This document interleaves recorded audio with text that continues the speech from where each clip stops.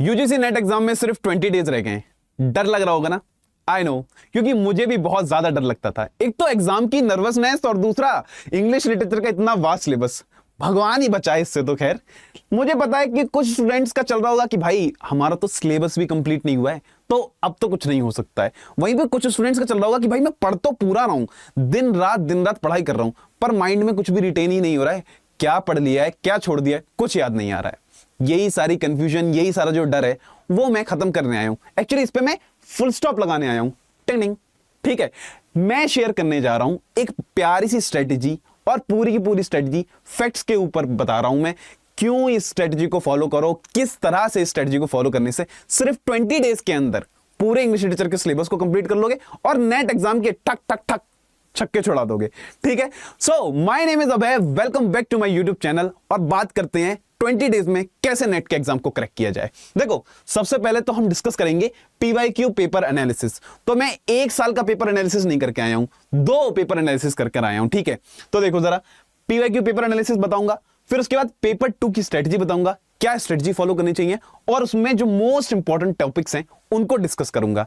फिर यही नहीं रुकूंगा भाई साहब, पूरा आपका दिन प्लान करूंगा कि मैं कैसे पढ़ता था, मेरे क्या टॉप सीक्रेट थे, आप किस चीज पे मिस आउट कर रहे हो, सबका सब डिस्कस करेंगे। ठीक है, तो एंड तक देख लेना, तुम्हारे लिए बनाई है, समझ गए।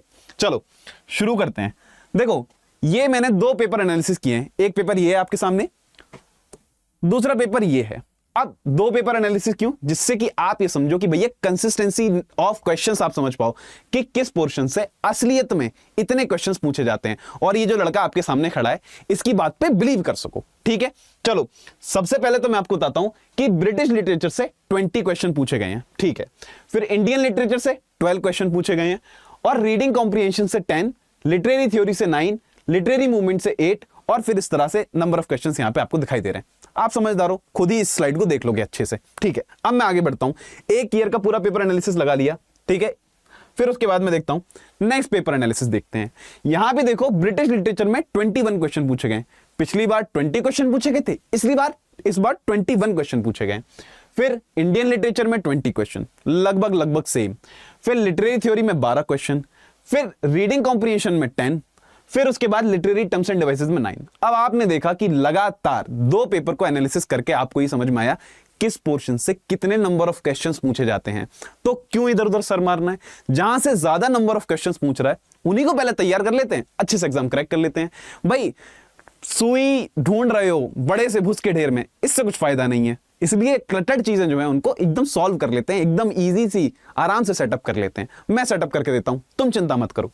देखो क्या करते हैं, सबसे पहले तो मैं आप लोगों को बताऊंगा किस पे आपको मेजरली फोकस करना है। ठीक है, सबसे पहले इतना कम टाइम है, मैं बता दे रहा हूं, मुझे पता है, मैं भी यही ट्राई कर रहा था पहले अटेम्प्ट में कि भाई पूरा पढ़ के जाऊंगा। किसी का सिलेबस आज तक इस दुनिया में कोई नहीं है जिसका सिलेबस कंप्लीट हो पाया हो। ब्रिटिश लिटरेचर का तो खास करके नहीं कंप्लीट हो पाएगा। समझाता हूं, देखो ब्रिटिश लिटरेचर आपको पढ़ लेनी है सबसे पहले, क्योंकि यहां से 20 क्वेश्चंस बनते हैं। अब आप देखते जाओ, 20 क्वेश्चन यहां से बन जाएंगे। उसके बाद इंडियन लिटरेचर, यहां से कितने नंबर ऑफ क्वेश्चंस हम लोगों ने देखे थे, पूरा देखते हुए चलते हैं। यहां से 20 क्वेश्चन बन रहे हैं, मैं फिर भी ले लेता हूं 18 क्वेश्चन के आसपास या 15 क्वेश्चन के आसपास। 15 क्वेश्चन आपके यहां से बन जाएंगे। ठीक है, फिर उसके बाद 15 क्वेश्चन आपके यहां से बन जाएंगे। 20 क्वेश्चन बन गए ब्रिटिश लिटरेचर से। लिटरेरी मूवमेंट से, ये बहुत इंपॉर्टेंट है। मोस्ट ऑफ द स्टूडेंट्स एक मिस्टेक करते हैं इंग्लिश लिटरेचर के एग्जाम में, वो लिटरेरी मूवमेंट वाले पोर्शन को स्किप करके चले जाते हैं। ये मिस्टेक आप मत करना।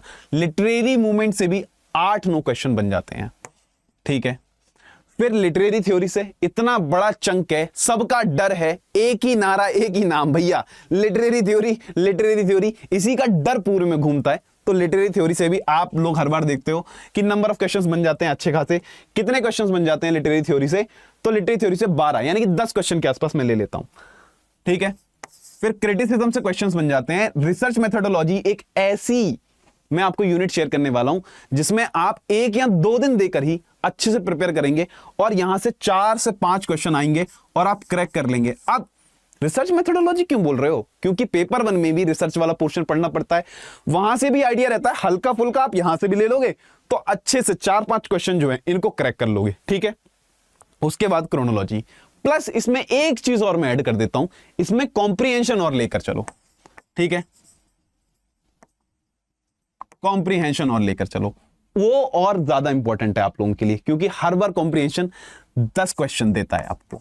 ठीक है, अब आप लोग इस स्ट्रेटजी को देखते हुए चलो। मैंने सिर्फ वही यूनिट रखी है जिनसे मैक्सिमम नंबर ऑफ क्वेश्चंस बनते हैं। बाकी वो यूनिट को मैंने बिल्कुल नेग्लेक्ट कर दिया है, जहां से 2 क्वेश्चन आ रहे थे, 3 क्वेश्चन आ रहे थे, उन यूनिट्स को बिल्कुल साइड कर दिया है। पहला यही है एम कि भैया इन सारी यूनिट्स को कवर किया जाए। ठीक है, अब आगे बढ़ जाते हैं। चलो देखो, इसमें क्या है, ब्रिटिश लिटरेचर के पास आए, उसके बारे में बात कर लेते हैं। ब्रिटिश लिटरेचर में इतनी सारी एजेस हैं, इंपॉर्टेंट कौन सी हैं कई बार बता चुका हूं, इस बार फिर बताता हूं आप लोगों को। रेस्टोरेशन से लेकर पोस्ट मॉडर्न तक, इसकी वजह से नहीं दिख रहा होगा, रेस्टोरेशन से लेकर पोस्ट मॉडर्न तक मैक्सिमम नंबर ऑफ क्वेश्चन यहां से रिपीट होते हैं। तो जो 20 क्वेश्चन आपको दिखाई दे रहे थे ना, कम से कम 15 क्वेश्चन तो यहीं से बन जाएंगे।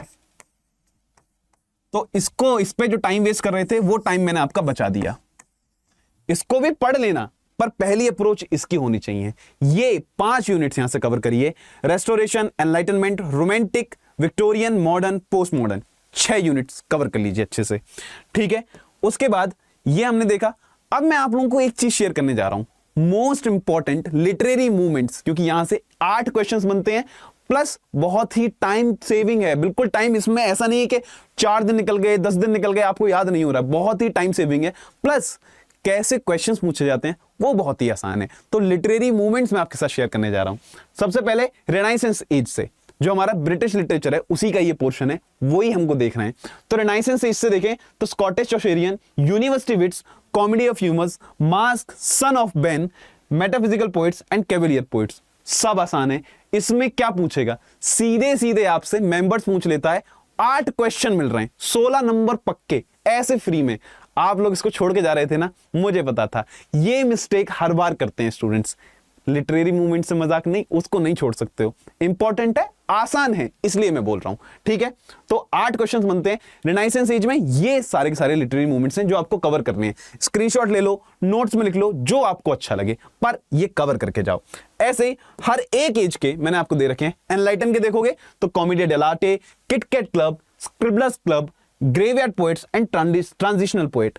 कुछ क्वेश्चन नहीं पूछेगा, यही पूछेगा मेंबर्स बता दो, दैट्स इट। और पूछ लेगा क्या रीजन था ये ग्रुप को स्टार्ट करने का, उसके अलावा कुछ आपसे नहीं पूछेगा। ठीक है, याद रखना। ओके, अब इसके बाद हम लोग बात करते हैं रोमांटिक में। अगर जाके पूछूं कि कौन कौन से लिटरेरी मूवमेंट्स हैं, तो lake poets, Satanic school of poetry, फिर Cockney school of poetry, then dark romanticism और ट्रांसेंडेंटलिज्म, यही है। ठीक है, उसके बाद हमारे पास विक्टोरियन एज में जाके देखेंगे तो यहां पे pre Raphaelite brotherhood, aestheticism, fireside poets, फिर Oxford movement, realism, naturalism, impressionism, symbolism, imagism, और यहां पे क्या लिखा है, सरियलिज्म। ये भी देखते हुए जाइएगा। ठीक है, हर एक एज के ऐसे सिग्रीगेट करते हुए चलता आया हूं कि इस एज से कौन से लिटरेरी मूवमेंट्स आपसे पूछे जाते हैं, उनके मेंबर्स आपको पता होना चाहिए, क्यों ये पूरा का पूरा ग्रुप शुरू हुआ वो आपको पता होना चाहिए, क्यों ये मूवमेंट शुरू हुआ उसका रीजन आपको पता होना चाहिए, और नंबर आपके हाथों में। ठीक है, याद रखना। चलो अब मॉडर्न और उसके बाद पोस्ट मॉडर्न। तो मॉडर्न में राइमर्स क्लब, आयरिश ड्रामेटिक मूवमेंट, इसमें से आधे ये इसलिए भी इंपॉर्टेंट है क्योंकि पढ़ते पढ़ते ब्रिटिश लिटरेचर आपको खुद पता होता है कि इसमें कौन कौन से मेंबर्स हैं और कौन कौन से वो फेमस मेंबर्स हैं जहां से क्वेश्चन बनता है। इसलिए भी आसान है, इसीलिए मैं इस पर बहुत जोर दे रहा हूं। कम टाइम में ज्यादा धमाका, कम टाइम में ज्यादा आपको प्रॉफिट मिल सकता है इसमें। ठीक है, चलिए अब Rhymers club, Irish dramatic movement, Auden group, Georgian poet, Harlem renaissance, यहां से बन जाता है क्वेश्चन। वॉर पोएट्स से तो क्वेश्चन बनता ही बनता है, very important. Lost generation, question बनता ही बनता है। ब्लूम्सबरी ग्रुप, पता ही है वर्जीनिया वुल्फ वाला, क्वेश्चन बनता ही बनता है। स्ट्रीम ऑफ कॉन्शियसनेस, टर्म ही आपसे डायरेक्ट पूछ लेता है। फिर न्यू एपोकलिप्टिक और नीचे सदर्न एग्रेरियन, ये सारे के सारे मूवमेंट्स हैं विक्टोरियन एज के हिसाब से। ठीक है, फिर उसके बाद पोस्ट मॉडर्न में ब्लैक आर्ट मूवमेंट, यहां से भी कल्चर स्टडीज की तरफ जाएंगे तो क्वेश्चन बन जाता है। Existentialism, agitprop theatre, theatre of cruelty, epic theatre, इन सब के एपिक थिएटर का तो सीधा फाउंडर ही आपसे पूछ लेता है, किसने फाउंड किया, कौन लेकर आया। Theatre of oppressed, angry young man movement, कितना फेमस है आप लोग जानते हो, बहुत इंपॉर्टेंट है। ठीक है, फिर kitchen sink drama, theatre of absurd, beat generation, confessional poets, ये सारे के सारे आपको देखने हैं। एक छुपा हुआ है उसको भी देख लेंगे। तो ये सबसे पहले आपने 8 नंबर यहां पे पक्के कर लिए। मैं ब्रिटिश लिटरेचर बताया, उसके अंदर कौन कौन सी एजेस आपको पढ़नी है, रिस्टोरेशन से लेके पोस्ट मॉडर्न एज तक, सबसे इंपॉर्टेंट है। उसके साथ साथ मैंने आपको क्या बताया, लिटरेरी मूवमेंट्स, और हर एक एज में कौन कौन से लिटरेरी मूवमेंट्स को आपको पढ़ते हुए चलना है वो आप याद रखिएगा। और मुश्किल से मुश्किल 2 से 3 दिन के अंदर आप इसके अंदर प्रो हो जाओगे और बहुत आसानी से आप नंबर कैप्चर कर सकते हो। ठीक है, अब आगे बढ़ जाते हैं हम लोग। देखो लिटरेरी थ्योरी की तरफ आ जाते हैं। लिटरेरी थ्योरी सरदर्द है, नहीं होता है, कई सारे स्टूडेंट्स को समझ नहीं आता है।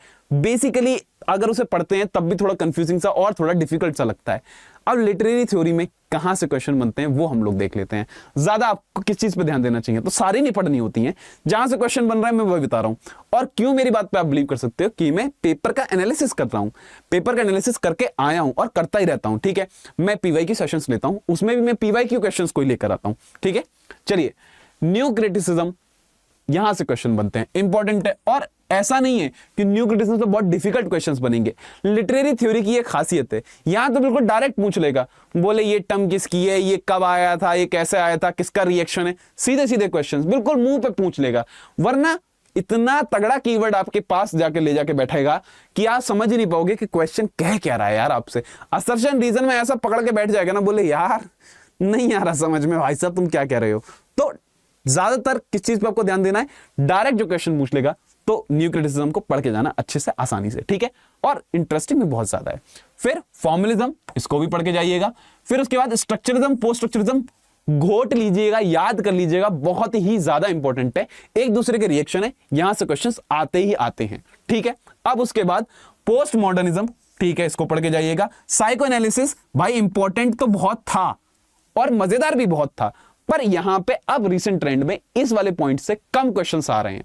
ऐसा नहीं कि छोड़ के चले जाना है, पर जरूर देखते हुए जाइएगा, पर बहुत ज्यादा एम्फेसिस के ऊपर मत दीजिएगा। ठीक है, उसके बाद आर्केटाइपल, छोटी सी थ्योरी है, इसके ऊपर भी बहुत सारे क्वेश्चंस नहीं बनते हैं, तो इसको भी आप एक हल्की निगाह से जरूर देख के जा सकते हैं। फिर उसके बाद रीडर रिस्पॉन्स थ्योरी, तो न्यू क्रिटिसिज्म से जाके कनेक्ट हो जाती है आगे चल के, तो ये भी छोटी सी है, इसको तो आप उसके साथ ही कंप्लीट कर लीजिएगा। एक आध क्वेश्चन यहां से ही बन जाता है और बहुत डायरेक्ट क्वेश्चन बनते हैं। इस चीज का हमेशा ध्यान रखिएगा, जितना आप लोग सोच के डिफिकल्ट मान रहे हैं इसको, उतना डिफिकल्ट नहीं है, क्योंकि डायरेक्ट क्वेश्चंस यहां से बन जाते हैं। तो प्लीज ध्यान रखिएगा, जो कीवर्ड वाला आ गया चलो वो आ गया, लेकिन डायरेक्ट क्वेश्चंस का जरूर ध्यान रखिएगा। ठीक है, चलिए अब हम लोग बात कर लेते हैं फेमिनिज्म। फेमिनिज्म से तो क्वेश्चन बनते हैं। ठीक है, तो फेमिनिज्म से तो भैया क्वेश्चन बन ही रहे हैं, ये तो रिसेंट ट्रेंड में पूछा ही जा रहा है। उसके बाद मार्क्सिज्म, अब आप लोग सोच रहे होंगे मार्क्सिज्म को तो मैं ऐसे पढ़ के जाऊंगी, ऐसे पढ़ के जाऊंगा। थामो, रुक जाओ भैया। मार्क्सिज्म बहुत इंपॉर्टेंट है, लेकिन रीसेंट ट्रेंड में अगर देखा जाए तो यहां से क्वेश्चंस जो है डिक्रीज हो गए हैं। इतने सारे क्वेश्चंस अब यहां से नहीं पूछता है। मार्क्सिज्म टाइम टेकिंग था, इंपॉर्टेंट भी था, मजे भी आ रहे थे, पर यहां से क्वेश्चंस जो है थोड़े डिक्रीज हुए, तो इस पे भी आप हल्का ध्यान देकर जाइएगा। फिर new historicism, queer theory, eco criticism, post colonial criticism, इन पे भी ध्यान देते हुए जाइएगा। यहां से भी इको क्रिटिसिज्म से भी कभी कभी क्वेश्चन पूछ लेता है, तो थोड़ा बहुत हल्का फुल्का इस पे भी ध्यान दे सकते हैं। बाकी क्वीर थ्योरी से क्वेश्चन पूछ लेता है, इसको आप ध्यान देके जाइएगा। ठीक है, तो ये मैंने आपको बता दिया कि कौन कौन से पॉइंट को, कौन कौन से टॉपिक्स को आपको पढ़कर जाना है अच्छे से, और कौन से टॉपिक्स को आपको ऐसे ही ध्यान देते हुए, एक बार पढ़ते हुए, स्किमिंग करते हुए चले जाना है। ठीक है, तो लिटरेरी थ्योरी भी सॉल्व हो गया, ब्रिटिश लिटरेचर सॉल्व कर दिया, इंडियन लिटरेचर तो आपको पढ़ना ही पढ़ना है, फिर उसके बाद लिटरेरी मूवमेंट्स को सॉल्व कर दिया और लिटरेरी थ्योरी को सॉल्व कर दिया। अब किसकी बारी है? अब बारी है क्रिटिसिज्म की। ठीक है सर, क्रिटिसिज्म से तो इतने नंबर ऑफ क्वेश्चंस नहीं बन रहे थे। मैंने तो अभी आपने दिखाया था ना, पेपर एनालिसिस कर रहे थे, तभी तो आपने दिखाया कि इससे तो इतने क्वेश्चंस नहीं बन रहे हैं। फिर आप क्रिटिसिज्म क्यों लेकर आ गए? क्या रीजन है यार उस चीज का? पहले तो नंबर ऑफ क्वेश्चंस मैं आप लोगों को दिखाता हूं कितने इससे बन रहे हैं। तो लिटरेरी क्रिटिसिज्म से लास्ट टाइम बने थे 3 क्वेश्चंस। अच्छा, उसके बाद उससे लास्ट टाइम बने थे लिटरेरी क्रिटिसिज्म से 7 क्वेश्चन। तो ऐसा है लिटरेरी क्रिटिसिज्म का कि कभी भी आपसे पूछ सकता है ज्यादा नंबर ऑफ क्वेश्चंस। ठीक है, तो 5 से 6 क्वेश्चंस आप एक्सपेक्ट कर सकते हो लिटरेरी क्रिटिसिज्म से। प्लस मैं क्यों इसको काउंट कर रहा हूं यहां पे, वो समझो जरा। देखो नेट के अंदर क्या होता है, हर बार वो लोग क्या करते हैं, मैक्सिमम टाइम्स में नेट ये करता है, क्रिटिसिज्म के क्वेश्चन दे देगा आपको, 4-5 क्वेश्चन आपको वो दे देगा। पर जब आप कॉम्प्रिहेंशन की तरफ चलेंगे, और कॉम्प्रिहेंशन से कितने क्वेश्चंस आते हैं? 10 क्वेश्चन आते हैं। तो जो कॉम्प्रिहेंशन, जो हमें कॉम्प्रिहेंड करने के लिए आता है, जो पैराग्राफ, वो कहां से होता है? वो उनके राइटर्स के क्रिटिकल वर्क से होता है। तो क्रिटिसिज्म को पढ़ना इसलिए बहुत जरूरी है कि जब कॉम्प्रिहेंशन जब आप टैकल करना चाहते हो, तो वो क्रिटिकल वर्क से ही वो पूरे पूरे पैराग्राफ्स को उठा के रख देता है। अगर आपका पढ़ा हुआ फंस गया तो वो 10 नंबर जो कॉम्प्रिहेंशन में शायद कहीं किसी क्वेश्चन में लूज कर सकते थे वो पक्का हो जाएगा। तो लगभग अगर आप इनडायरेक्टली वे में समझें तो कॉम्प्रिहेंशन भी कवर हो जाएगा इसके साथ साथ, अगर आप अच्छे से पढ़कर जाते हैं, और क्रिटिसिज्म तो कवर हो ही रहा है। तो 10 से 15 क्वेश्चन के आसपास आप अच्छे से कवर करके ले जाएंगे। 10 क्वेश्चन कॉम्प्रिहेंशन के और 4-5 क्वेश्चन इसके, 15 क्वेश्चन यहां से कवर हो जाएंगे। इसलिए क्रिटिसिज्म आपको सलाह कर रहा हूं। देख रहे हो, पूरा बैठ के एनालिसिस किया है, कहां से आपके लिए बेस्ट चटनी क्या तैयार कर सकता हूं वो आपके हाथों में दे रहा हूं, ठीक है। और ये तो मिंट वाली है, वो तो सब लोगों को पसंद है, वरना जिन लोगों को कोकोनट वाली पसंद है तो कोकोनट वाली समझ लो, पर खा लो यार इसे मोहब्बत के साथ, ठीक है। इस स्ट्रेटजी को फॉलो कर लो। मैं पक्का कह रहा हूं ऐसा हो नहीं सकता कि ये एग्जाम क्रैक ना हो। इन 20 डेज में भी ये एग्जाम को क्रैक किया जा सकता है इस स्ट्रेटजी के साथ, ठीक है। अब मैंने हर एक चीज को इसके अंदर इतना डीपली जा के मैंने लिख रखा है कि ग्रीक क्रिटिक्स में कौन से वो क्रिटिक्स हैं जो आपको फॉलो करने चाहिए, जो आपको पढ़ लेने चाहिए, जहां से क्वेश्चंस बन जाते हैं। सोक्रेट्स, प्लेटो, एरिस्टोटल, इनको पढ़ के चले जाइए, यहां से क्वेश्चंस बन जाएंगे। और किसी पे दिमाग मत मारिए, इतना पढ़िए, आगे बढ़िए। क्या बात है, ओ माय गॉड, राइम हो गया। चलिए आगे देख लेते हैं हम लोग। रोमन क्रिटिक्स में हॉरेस, लॉन्जिनस एंड क्विंटिलिन, इनको पढ़ लीजिएगा। क्विंटिलिन पे इतना ध्यान मत दीजिएगा, पर फिर भी देखते हुए जाइएगा। उसके बाद हर एज से मैंने पूरा सिग्रीगेट करके रखा है। फिलिप सिडनी को पढ़िए, आगे बढ़िए, ठीक है। फिर उसके बाद एनलाइटनमेंट में कई सारे लोग आए थे, ड्राइडन साहब को नहीं छोड़ा जा सकता है, अलेक्जेंडर पोप को, सैमुअल जॉनसन को, जोनाथन स्विफ्ट को, थॉमस होब्स, जॉन लॉक, और ये कौन है, एडमंड बर्क, ये जरूर देख के जाइएगा। एडमंड बर्क को भी देख लीजिएगा, ये भी इंपॉर्टेंट है एक तरह से, ठीक है। हर एक एज के मैंने सारे कोशिश करी कि मैं उन सारे क्रिटिसिज्म के राइटर्स को जो मोस्ट इंपॉर्टेंट है आपके लिए, जहां से क्वेश्चन बनेगा और आप मिस नहीं कर सकते, उन सबको यहां पे अरेंज करने की कोशिश करिए। रोमांटिक में वर्ड्सवर्थ, कॉलरिज, कीट्स, पीबी शेली, जेन ऑस्टन, जहां पे आप इन भाई साहब को तो नहीं भूल सकते हैं किसी भी तरह से, बिल्कुल आपको याद ही रखना पड़ेगा। वर्ड्सवर्थ को नहीं भूल सकते हैं, कॉलेज को नहीं भूल सकते हैं, बिल्कुल आपके क्वेश्चन पेपर में दिखाई देंगे ही देंगे। कीट्स भी दिखाई देंगे। पर क्रिटिसिज्म वाइज अगर बात करी जाए, विक्टोरियन में George Eliot, Matthew Arnold, GM Hopkins और फ्रेडरिक नीशे, ठीक है। एंड देन उसके बाद मॉडर्न में टीएस इलियट और ईएम फोस्टर। और टीएस इलियट तो स्टार मार्क कर लीजिए कि क्रिटिसिज्म में पूछेगा ही पूछेगा। स्टेटमेंट क्वेश्चंस में, असर्शन रीजन क्वेश्चन में किसी न किसी तरह से आपके पास लेके आ जाएगा। ट्रेडिशन एंड इंडिविजुअल टैलेंट एक ऐसा क्रिटिकल वर्क है जहां से बिना पूछे नेट को नींद नहीं आती, उसका खाना नहीं पचता। हेमलेट एंड हिज प्रॉब्लम्स एक ऐसा वर्क है जहां से वो परेशान रहता है कि भैया मुझे जल्दी जल्दी क्वेश्चन पूछ रहे हैं, तो वो नहीं मानेगा। तो क्रिटिसिज्म वाले भी मैंने आपको राइटर्स बता दिए कि कौन कौन से आपको पढ़ के जाने। एज वाइज देख रहे हो, हर एक चीज एक अच्छी तरह से पूरा सेक्शन में डिवाइड करके लेके आया हूं, सिर्फ और सिर्फ तुम लोगों के लिए। चलो अब मैं बता देता हूं पूरा दिन कैसे प्लान करना है, कैसे ये जो भी डेटा दिया है सब पूरा ध्यान रख के आया हूं कि जो भी पूरा डेटा दिया है अब तुम लोग उसको पढ़ोगे कैसे, सब पूरा का पूरा ध्यान रखा है। देखो क्या करना है, ऐसे डेज में डिवाइड कर दिया है। पहले दिन क्या करेंगे, दूसरे दिन क्या करेंगे, तीसरे दिन क्या करेंगे, चौथे दिन क्या करेंगे, सब पूरा का पूरा डिवाइड कर दिया है। और ये जो मैं डेटा दे रहा हूं वो ट्रायल एंड टेस्टेड डेटा है। यही इसी तरह का मैंने पूरा का पूरा टाइम टेबल सीयूईटी पीजी के टाइम पे स्टूडेंट्स को बनाया था। और मैं झूठ नहीं बोल रहा हूं, आप उस पर जाके मेरे चैनल पे देख लीजिए, कमेंट्स वहां पे जाके देख लीजिए और व्यूज देख लीजिए। और फिर अभी भी उस वीडियो के अराउंड मेरे पास मैसेज आते हैं कि भैया मैं जॉब करता हूं, इंस्टाग्राम पे मेरे पास मैसेज आए कि मैं जॉब करता हूं, प्लीज मेरे लिए एक टाइम टेबल बना के दे दीजिए।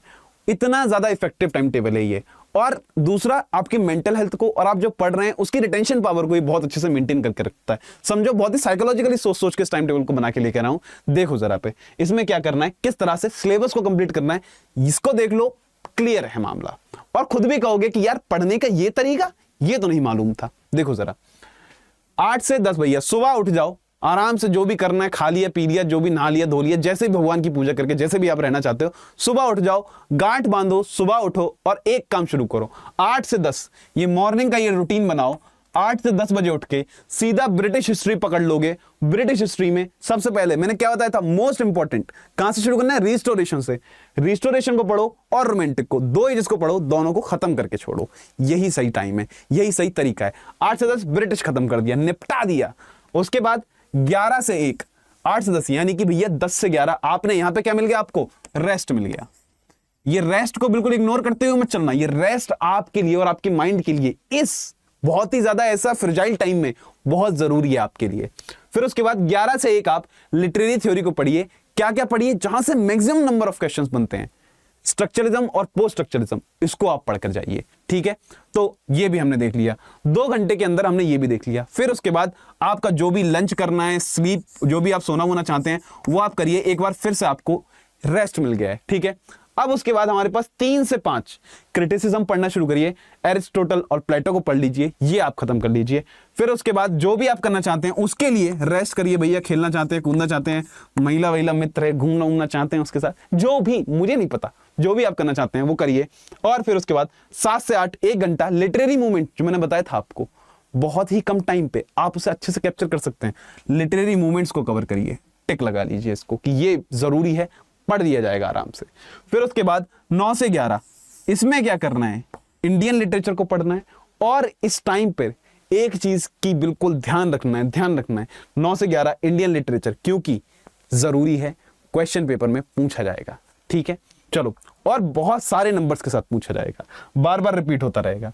फिर इसी एक दिन पूरा कंप्लीट कर लिया, बिल्कुल प्रॉपर अमाउंट ऑफ स्लीप ली, प्रॉपर अमाउंट ऑफ रेस्ट लिया, अच्छी तरह से सब कुछ किया, पढ़ाई करी, पूरा दिन प्रोडक्टिव बनाया। दूसरे दिन की अप्रोच देखो, वहां पे मैंने ब्रिटिश हिस्ट्री में रिस्टोरेशन रोमांटिक खत्म किया था, अब अगला दिन आ गया है, उसकी अप्रोच देखना शुरू करो। विक्टोरियन और मॉडर्न पढ़ो इसमें। ठीक है, सुबह 8 बजे उठ के, एक टाइम टेबल है, रेगुलर फॉलो कर लो ये। और कितने दिन देखो, तो मैं जादूगर बन कर आया हूं, देखो जरा इसको। 8 से 10 ब्रिटिश हिस्ट्री, विक्टोरियन और मॉडर्न खत्म कर लो। 11 से 1 लिटरेरी थ्योरी में अब फेमिनिज्म और इको फेमिनिज्म की तरफ चले जाओ, इसको कवर कर लो, ज्यादा मार्क्स आएंगे। ठीक है, क्वीर थ्योरी पकड़ लो वरना, ठीक है, ज्यादा मार्क्स आएंगे। 3 से 5 क्रिटिसिज्म, वही हॉरेस लॉन्जाइनस। ठीक है, अब उसके बाद 7 से 8 फिर से लिटरेरी मूवमेंट पढ़ो और इंडियन लिटरेचर पढ़ो। अगर खत्म हो गया है तो नए टॉपिक की तरफ, नई यूनिट की तरफ चले जाओ। मैं रोक नहीं रहा हूं किसी भी यूनिट को कवर करने से, पर मैं बता रहा हूं अगर तैयारी कम है, अगर डर लग रहा है, अगर नहीं समझ में आ रहा है, तो मैक्सिमम नंबर ऑफ क्वेश्चन जहां से बनते हैं, मैं वो सारा का सारा डिटेल, पूरा डेटा आप लोगों के पास लेकर आया हूं, इसको पढ़कर जाओ। ठीक है, और फिर उसके बाद डे 3 की तरफ चलते हैं। डे 3 में आप ब्रिटिश हिस्ट्री में क्या कर रहे हो? Post modern, British history restoration से पोस्ट मॉडर्न खत्म कर दी मैंने, देखा 3 दिन के अंदर। आप हर दिन 2 एजेस को टारगेट करके चल रहे थे, मेजर राइटर्स पढ़ रहे थे और आपने खत्म कर दी। ब्रिटिश हिस्ट्री के ऊपर मैंने पूरा रिस्टोरेशन से लेके मॉडर्न तक पूरा का पूरा मैंने एक मैराथन ले रखा है, 2 पार्ट्स में वो मैराथन डिवाइडेड है। आप चाहिए अगर आपको कि भैया मेरा ब्रिटिश लिटरेचर बहुत डीप डाउन अच्छी तरह से कवर हो जाए, तो मैंने मैराथन डाल रखे हैं, दोनों मैराथन लिए हैं, बढ़िया रिस्पॉन्स है, क्या शानदार व्यूज, क्या शानदार कमेंट्स हैं, जाके आप देख सकते हैं। मैं बिलीव करता हूं कि आपके लिए बहुत ज्यादा हेल्पफुल है। मैंने अपने खुद के पर्सनल नोट्स में जाके उस पूरी पीडीएफ को बनाया है, आप उसको भी देख सकते हैं। मैं अपने टेलीग्राम पे मैंने डाल रखा है, जो भी कंटेंट है यूट्यूब पे जाके देख लीजिए, टेलीग्राम पे पीडीएफ मिल जाएगी, टेलीग्राम पे देख लीजिए। ठीक है, चलिए, ब्रिटिश हिस्ट्री यहां पे खत्म हो गई। अब जो पुरानी एजेस थी जिनमें मैं कह रहा था कम नंबर ऑफ क्वेश्चंस आते हैं, उनकी तरफ चले जाइए, उनको कवर करना शुरू कर लीजिए। तो बाकी चीजों को रिवाइज करिए और ओल्ड इंग्लिश रिनाइसेंस, वो जो भी सारी एजेस हैं, उन सारी एजेस को कवर करना शुरू करिए, पढ़ते रहिए, देखते रहिए, क्योंकि वहां से भी इक्का दुक्का क्वेश्चन बन जाते हैं। ठीक है, फिर उसके बाद लिटरेरी थ्योरी में मार्क्सिज्म देख लीजिएगा, इस पर ध्यान दे लीजिएगा, निगाह डालते चलिएगा। मार्क्सिज्म की जगह कोई और ऐसी लिटरेरी थ्योरी को पकड़ लीजिएगा जहां से नंबर ऑफ क्वेश्चन ज्यादा बन रहे हैं। मार्क्सिज्म पे ध्यान दीजिएगा, क्योंकि इससे बन जाते हैं क्वेश्चंस। अभी एक्चुअली सेट वाले पेपर में जो हुआ था, उसमें मार्क्सिज्म के अराउंड क्वेश्चंस बन गए थे, इसलिए मैंने मार्क्सिज्म को यहां पर रख दिया है, पर डिक्रीज तो हुए हैं मार्क्सिज्म के ऊपर क्वेश्चंस। ठीक है, फिर उसके बाद यहां पे क्रिटिसिज्म में ड्राइडर और जॉनसन को पढ़िए। ये लिटरेरी मूवमेंट्स और इंडियन लिटरेचर, इनको चलने दीजिएगा, लगातार आगे बढ़ने दीजिएगा। ठीक है, उसके बाद हम लोग देखते हैं कि ब्रिटिश हिस्ट्री रिवीजन शुरू हो गया, और मेरे पास कौन सा डे है? डे 4 आया है, यहां पे मैंने रिवीजन शुरू कर दिया। फिर उसके बाद लिटरेरी थ्योरी में पोस्ट कॉलोनिज्म, इसको पढ़िएगा। क्रिटिसिज्म में देखो जरा तो कॉलेज और वर्ड्सवर्थ। फिर उसके बाद लिटरेरी मूवमेंट्स, इंडियन लिटरेचर, इसको चलने दीजिए। और फिर नेक्स्ट हम आ जाते हैं 5th डे पे। ये मेरे हिसाब से, मेरे लिए जिस तरह से मैं प्रिपेयर करता हूं, जो मैं आप लोगों को समझा रहा हूं कि इस तरह से प्रिपरेशन करोगे एग्जाम क्रैक हो जाएगा, ये लास्ट डे है। इसमें ब्रिटिश हिस्ट्री का रिवीजन चल गया, लिटरेरी थ्योरी का रिवीजन चल गया, क्रिटिसिज्म का अर्नोल्ड और इलियट पढ़ लीजिएगा, लिटरेरी मूवमेंट्स में, इंडियन लिटरेचर में ये आप पढ़ते रहिएगा, ठीक है। इसको आप बार बार आप कह रहे हो सर इंडियन लिटरेचर बहुत ज्यादा इंपॉर्टेंट है, अराउंड 18 से 20 क्वेश्चन समझ के चलो कितना ज्यादा इंपॉर्टेंट है। दलित लिटरेचर बहुत ज्यादा इंपॉर्टेंट है, थिएटर वाला पोर्शन बहुत ज्यादा इंपॉर्टेंट है, ट्रांसलेशन वाले बुक्स बहुत ज्यादा इंपॉर्टेंट है। तो इंडियन लिटरेचर को इसलिए लगातार रिवाइज करते चलना है, ब्रिटिश लिटरेचर को लगातार रिवाइज करते चलना है, इन टॉपिक्स को कवर करते हुए चलिए, ठीक है। लिटरेरी थ्योरी का भी अब रिवीजन शुरू हो गया है, इसको भी जरा आप देखिए। चलिए अब हम लोग आगे बढ़ जाते हैं। यहां पे आ गया थैंक यू नोट। मैंने आपके साथ हर एक टॉपिक को अच्छे से डिस्कस किया, उसके राइटर्स आपको बताए कि कौन सा इंपॉर्टेंट है, कौन सा इंपॉर्टेंट नहीं है, कितना आपको पढ़ना चाहिए, कितना आपको छोड़ देना चाहिए। एक्चुअल में टॉपर्स की स्ट्रेटजी एक ही है, दे नो कि कौन से राइटर्स को छोड़ के जाना है। अगर आपको यह बता दिया किसने कि इस राइटर को छोड़कर जाओ, तब आप बहुत अच्छे से एग्जाम क्रैक कर पाओगे। इस राइटर पे फोकस करके जाओ, ठीक है। तो आई होप ये वीडियो आपके लिए बहुत ज्यादा हेल्पफुल होगी। और एक चीज मैं आपको साथ बताना चाहता हूं, ये जो इंडियन लिटरेचर है इसका भी मेरे पास इलाज है। इस फ्राइडे को मैं शाम को 4 बजे, इस फ्राइडे को मैं शाम को 4 बजे, ठीक है, एक मैराथन लेकर आ रहा हूं। पूरा उसमें इंडियन लिटरेचर को कवर करेंगे, पूरा उसके अंदर हम इंडियन लिटरेचर कवर कर लेंगे। तो इफ यू वांट कि यार आपकी इंडियन लिटरेचर वाला जो पोर्शन है वो अच्छे से कवर हो जाए, डीप डाउन अच्छी तरह से खत्म हो जाए, तो इस मैराथन में जुड़ें। भाई साहब 4 बजे शुरू होगी मैराथन, फ्राइडे को, बिल्कुल याद रखें। बाकी मिलता हूं मैं आपसे नेक्स्ट वीडियो के साथ। Okay then, bye bye, see you. And please अगर ये स्ट्रेटजी आपको सचमुच में अच्छी लगी है और आपके लिए हेल्पफुल है तो प्लीज कमेंट करके जाएं and don't forget to like and share this channel. और भैया सब्सक्राइब कर लीजिएगा प्लीज। Bye bye guys.